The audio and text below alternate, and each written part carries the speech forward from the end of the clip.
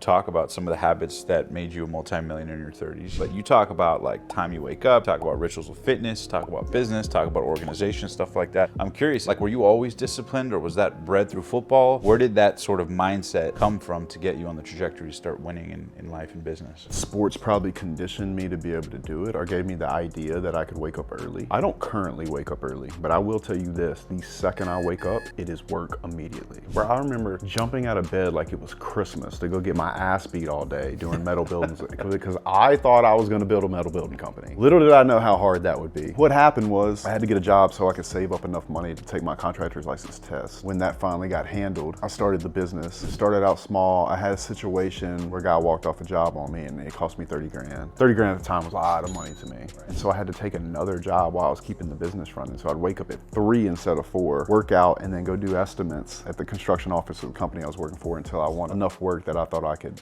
have enough work for a year. And then I faced challenges down the road. It reminds me of a stock. It's like I was up and down, but over time, it was up and down like this. Yeah, it's up and down, up and down, up and down, up and down, 800, 900, 1,000, a million, 1, 2. And then we started doing multi-millions of dollars. And so it got to this point. And always compare it to like getting a carousel going. Like if there was a carousel sitting dead still, those first years you're just pushing and it's like not even moving and you're just pushing as hard as you can. You slowly start to get it going and you start kind of jogging with it. And then it starts getting to the point where you can just step back and just start slapping it as it goes by. Once you finally break this threshold and the systems work and the right people are in and the right recruiting systems are in, the right marketing systems are in, you can scale. But it's getting it off the ground, getting more than one person to row the boat in the same direction, dance to the same tune to build that culture. Man, you find that first ride or die, you got a really good shot. And for any young man that's struggling in this business, a lot of times it's just gonna take that one person to really believe in you. When you can find that person that can get behind you and help you bring all of your systems and your vision to fruition, and it's 2 against the rest of the employees until it starts to turn, getting that one person, I think, is one of the most impactful things that could ever happen to you. What was the biggest catalyst for you in breaking that million and beyond threshold? Was it the right team members? Was it the right systems in place? A little bit of everything? Like, what for you was the biggest lesson? It was definitely mentorship. I joined the Metal Building Contractors Directors Association, so there's a bunch of guys 20 years older than me that would give me a bunch of advice and help on how to get my jobs done and how to estimate them, and what to put in my bid, and how to protect myself. Because construction is a very legal game, and it can be very stressful in that way. And then your guys don't want to be out there. So how to navigate through the situation with the men, which I think is one of the hardest things in construction. I don't think anybody grows up saying, I want to work in the sun all day. Setting up ways for it to be a win-win for everybody, or actually speak to them. Like, one of the biggest challenges I had, I just thought I was going to be the Google of metal building. They're like building training programs without me and playing ping pong, and like we're all going to be friends and shit. And I quickly found out that that didn't speak to my men. My men were thinking about Friday. And so sitting them down in front, and I tried this, sitting them down in front of a life insurance guy or a guy that could like help create some net worth for them over time by staying with me didn't interest them at all. They just wanted a $2 raise, or they wanted 200 bucks at the end of the week if they hit the goal. And I had to adjust to understand that some people are not going to think like me and don't want what I want for my life, even if I want it for them. And then on other levels of like mid-level management, I had to speak to what was important to them, which is closer to what I want, but at the same time, still not even the same. So really being able to step outside of myself and understand what is going to speak to people, what's going to motivate people to work together, and then where are the lines of where systems and culture meet tough love and care, having the guys actually believe I give a shit about them. A lot of times it's like you're getting a wounded dog that's been kicked by its last owner, which is their boss. So many guys that have come to me and worked for me, it's taken me time for them to just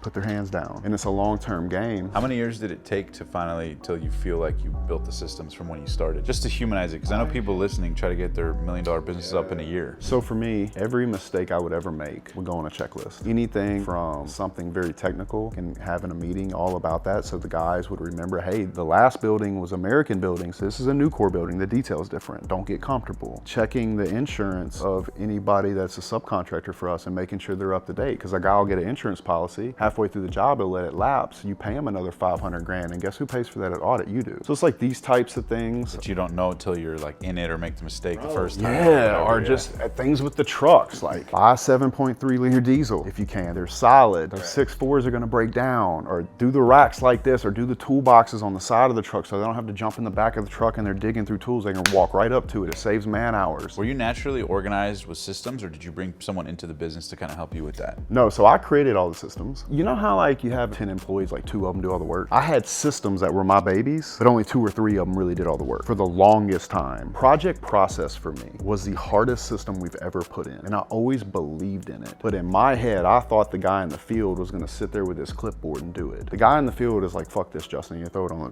the dash of the truck. And I couldn't get my head around, I'm asking a man that's not built to do paperwork to do paperwork. And so I set some structures up. Actually, I had Spanish women do this because it's the art of war, right? The war I don't have to fight. Understanding that I could have Noelia call Kundo, let's say, and say, hey, just got an email, you're not tying off, please tie off. Oh, okay, I do for you. Whereas if I call him, number one, I'm pissed off because he's supposed to be tied off. And then number two, it's like this fight masculine. for, yeah. So why have the dick measuring contest when I can just get it done through her? And sometimes feminine energy is, Bro. It adds to the dynamic, it adds to the morale of the office, the Bro, staff. it's just so much better. And it doesn't even need to be sexual. A lot of times it can be nurturing. Women are very nurturing. I'll tell you another thing that women are really good for in the workplace is if you train them correctly and they're competent, they're very good in negotiation. I've spent hours and hours and hours and hours with my operations manager, like training her, like if he says this, you say this, or he's gonna try to do this and you do this, or even to help a customer. It's not even tricking anybody. It's like, hey, listen, I just wanna know what kind of panels you're dealing with so we can look over the, like you speaking their language, Perlins, Gertz, like the things that they know are out in the field. They're like, man, this lady really knows what she's talking about. I think I might trust her. Now, let me ask you this, switching gears. I'm curious, what advice do you have for, men and women out there trying to pursue their dreams, trying to build their own multi-million-dollar business? One thing I always like to talk about is making sure you understand that it's gonna be a very lonely place. You're gonna be lonely when you're failing, and you're gonna be very lonely when you're winning. So because in the beginning, when you're failing, you can't go to your employees and be like, fuck, I don't know if I can make payroll this week. You don't wanna tell them that. They'll start looking for another job, right? You'll either keep that in or find some source of discharging that, but you don't wanna take that home to your girlfriend. It's a lonely place, man. So you're gonna be lonely there, so you have to be okay with that. And then as you progress and you start to grow, you're gonna be very lonely because then you can't take your problems to your normal friends. Let's say I had a friend and he's struggling to pay his light bill. And I'm like, yeah, man, I hear you. I'm owed $1 million. And be like, fuck you. And then I notice that as you progress, people start going from being friends over certain subjects to going friends over, like, I know this guy. Like, I'm friends with Brandon Carter. I think he's a great example. Brandon is a winner to such a degree, I could tell him any problem I have. Or I could call Tate and be like, yo, I got this problem. He would get it. And so you start linking up with people that have kind of gone past that barrier, past that finish line to at least some sort of freedom. So you can just actually share your interactions with somebody and it not be like this huge flex. And I'm always trying to find people that my soul's aligned. I always say fuck time, fuck blood. And I really mean that because there's people I've known my whole life that I can't connect with like I would just another entrepreneur. And that doesn't make them wrong. And I think it's very important to remember that you should never make anybody wrong, even if they have a different opinion or they can't see the world through your lens, because we all have this different experience. But some people are better for you and your development. And I think it's always the healthiest thing to find those people and accept that, and don't let time or anything else get in the way of that. The second thing that I would say is very important to look at is the business model. And once you've decided the business model, to stay in the same fight. I see people all the time start a business, get rocked with the beginner blows of that industry, and then think, man, this industry's too hard. And they'll look over here and see this other industry. They'll just go over there and take the beginner punches of that industry. And they get so goddamn punch drunk, they end up having a job, like they end up quitting. Like metal buildings was not the best business model for me to go in. It was the only consciousness I had to be the best man I could be.